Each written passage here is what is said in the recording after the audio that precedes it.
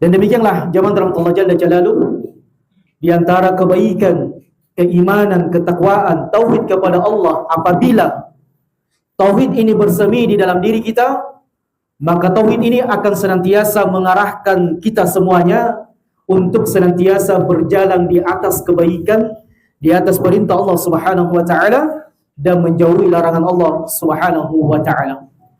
Contoh misalnya zaman rahmatullah, salah satu sahabat yang mulia adalah sahabat Abu Bakar radhiyallahu taala anhu. Di mana suatu ketika Abu Hurairah radhiyallahu taala anhu menceritakan, suatu ketika Nabi SAW duduk bermajelis ilmu dengan para sahabatnya.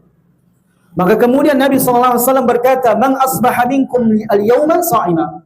Siapa di antara kalian di pagi hari ini berpuasa? Maka kemudian Abu Bakar mengatakan, "Ana ya Rasulullah," saya Rasulullah. Kemudian Nabi SAW kembali bertanya, "Man tabi'a minkum al-yawma janazah." Siapa pada hari ini kalian mengantar jenazah, mengiringi jenazah? Maka kemudian Abu Bakar kembali menjawab, "Ana ya Rasulullah," saya Rasulullah. Kemudian Nabi SAW kembali bertanya, "Man at'ama minkum al-yawma miskina." Siapa di antara hari ini yang memberi makan orang miskin? Kemudian Abu Bakar kembali menjawab, "Saya ya Rasulullah." Kemudian Nabi SAW bertanya lagi, "Faman 'ada minkum al-yawma marida." Siapa di antara kalian yang hari ini menjenguk orang yang sakit? Maka kemudian Abu Bakar mengatakan, "Saya ya Rasulullah."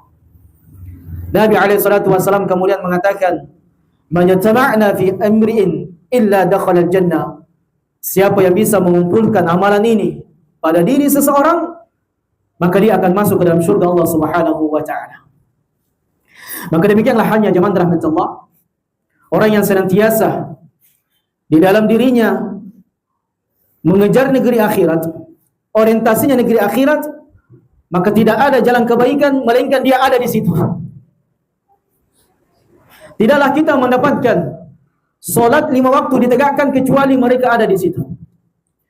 Tidaklah ada orang yang membutuhkan bantuan kecuali mereka ada di situ. Dan tidaklah ada majelis ilmu melainkan si fulan ada di situ.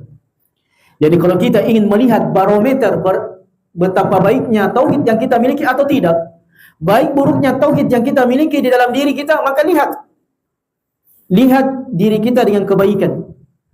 Apakah kita berada di jalan-jalan kebaikan atau kita semakin jauh dari jalan-jalan kebaikan?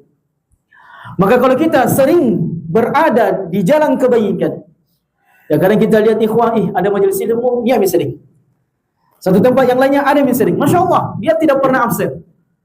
Atau ada kebaikan-kebaikan yang lainnya menunjukkan zaman rahmat Allah, dengan kita tidak mentazkiyah seseorang pun, mudah-mudahan tauhid yang dia miliki bisa mengantarkannya dan mengiringnya di jalan kebaikan kepada Allah Jalla Jalaluhu. Tetapi kalau kita semakin jauh dari kebaikan, semakin malas melaksanakan salat, semakin malas untuk beribadah kepada Allah, semakin malas membaca Quran, hati-hati. Karena boleh jadi tauhid yang kita miliki ini sementara berkurang.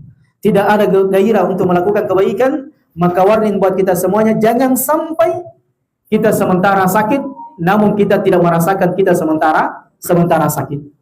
Keimanan kita semakin butuh dicas, namun kita semakin jauh dari kebaikan kepada Allah Jalla Jalaluhu.